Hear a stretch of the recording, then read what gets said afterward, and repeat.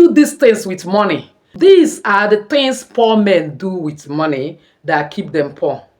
Don't do these things with money if you don't want bad luck and poverty. Secret of multiplying your money.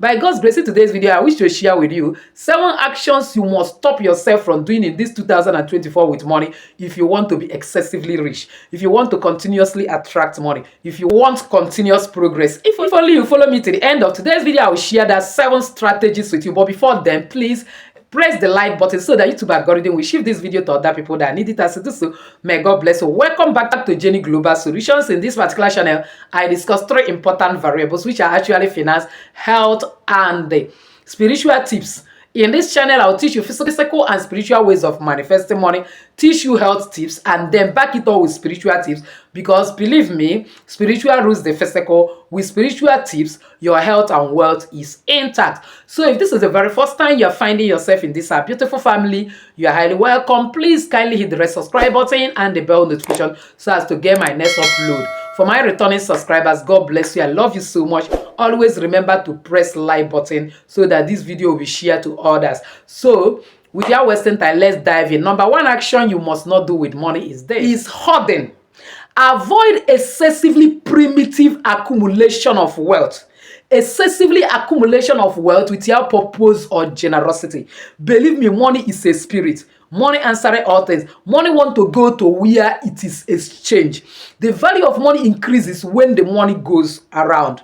What this means is that money is not a common piece of property in your house that you just keep one place and then it is not put in use. Money like to go where there is turnover, it is used. In the sense that it needs to be invested. It is not something you store in your bank for long without using it to do anything. Either you are giving it out to touch life for people or you are actually putting it in business. No wonder the Bible actually say that I will bless you in your storehouse. It never say I will bless you in your salary. Salary is just like a seed money. When you get that seed money, put that money in use. So long as that money is in use, you are not accumulating it and leaving it to one place. Believe me, it keeps multiplying. But when you keep that money one place without investing it, you clench your hand like this, you don't lift any hand of help to anyone.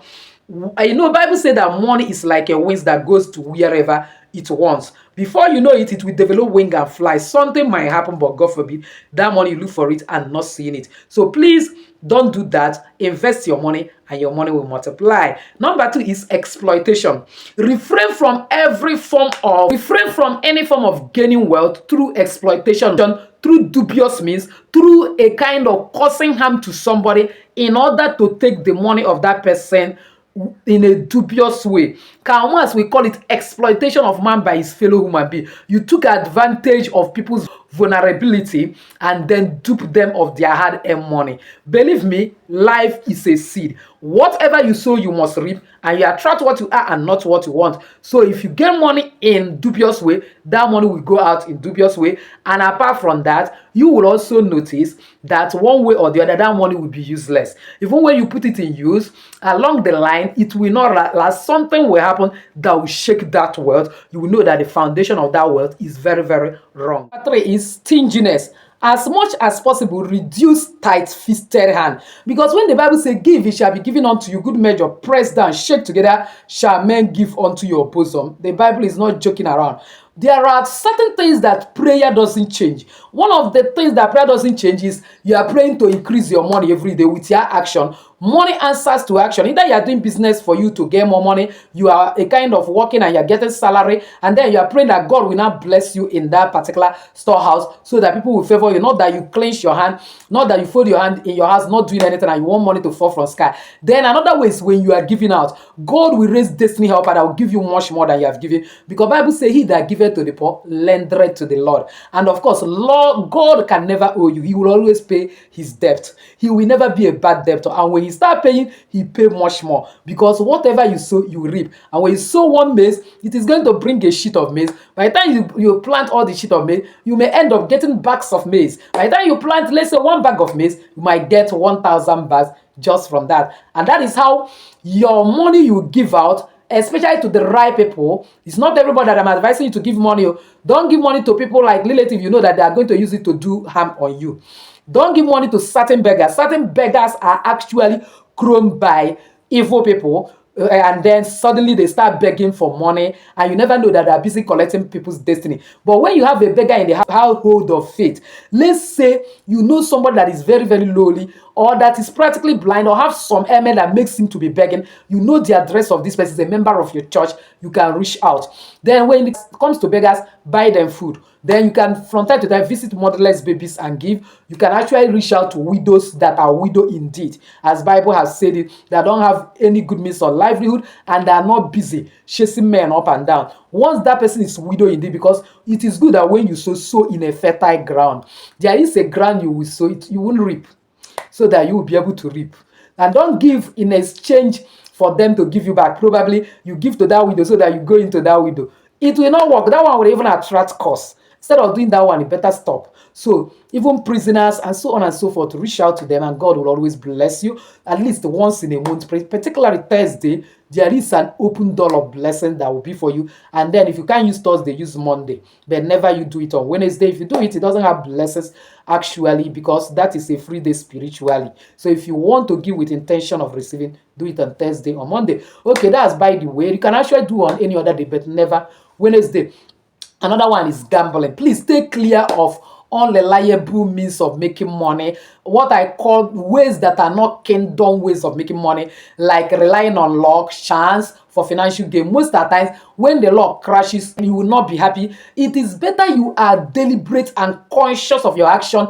Put your money in a particular business and start doing that business. You can learn online marketing, market your goods through online, even if you are tired of going to rent a shop, instead of you doing gambling, because gambling have two sides. It may favor you today, tomorrow it can take more than what you have invested, and the person that is also doing that gambling that lost may not be happy. And of course, you know, everything is energy, everything is vibration. By the time you gain, your opponent is not happy. That unhappiness alone and murmuring in the mind can even affect usefulness of that money. That is why I'll tell you, avoid gambling. The next one is deception. Never stage any deceptive practices in order to amass wealth. You know that the particular product you are selling is not doing a particular thing. You try to convince people that it does it just because you want to get money. At the end of the day, that money may not have tap root.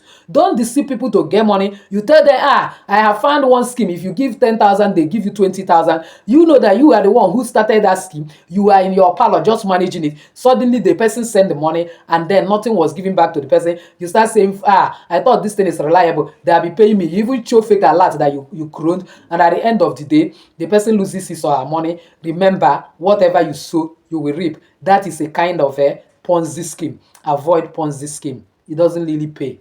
Another one is excessive debt. In as much as at one point in time, as business person, as an investor, you might need to borrow money in order to make up your business. Please, please, and please mind the type of debt you are collecting. Check and know whether the percentage of interest on it is what you can pay. Check if there is some hidden charges that is attached to that debt. Because I know that there was some time some organization will tell you, come and collect loan, no hidden charges. By the time you want to repay, you now find out that there is hidden charges and you begin to regret. Make your research very well before you collect a certain debt. And if you are collecting it from an individual, mind who you are collecting debt from, because actually some people are evil. They have done one or two evil with that money, and then when they give it to you, that money will not benefit you anything. You are just so like enslaving for them, yet they will still come back to collect their money. So to avoid it, mind who you are borrowing money from, and then don't borrow money any Wednesday or lend them money out any Wednesday. It can hardly return. All you may need to do is you have to consecrate that money before using it. You can go to altar and pray, drop out of that money in any church altar. You can actually get your early morning urine. It's so powerful. Sprinkle it on all those money if you get it as cash. But if it is not as cash, there is limit to cost for alarm. The last but not the least is don't ignore charity. Since I started this video with giving and ending it with giving, that has to tell you how important it is to always impact in the life of others with your money. Sometimes, do you know that the impact does not mean you can give them money. You can help to put them through in a business that you have gotten an idea. Because they say experience is the best teacher. It may not be your own exact business so that they will not be unduly competitive. But if they are in another location, you can still guide them to do the type of business you are doing, and they'll progress. And when they progress, let's say they are your relatives, your friends, your load will reduce, because most of them that will be calling you to beg money from you, and then with one word or the other be self-reliant. They don't need to call you anymore because they have the same knowledge you have, and they can make the same money you are making. So by the time you start doing all these things, believe me, you progress. But people with poor mindset will never do such, and that is what kept them to remain poor. So if you want to be enlisted among rich people or transform from the level you're operating to a higher level, start doing this thing. And I promise you, by next 1 year, he who knows you will never know you before. So please, if you have not subscribed to this channel, kindly subscribe, hit the bell notification stars to get my next upload. Comment on this video, share it to everyone. I shall be helping a lot of people as you do so. May God bless you. So with this, I say enjoy your day.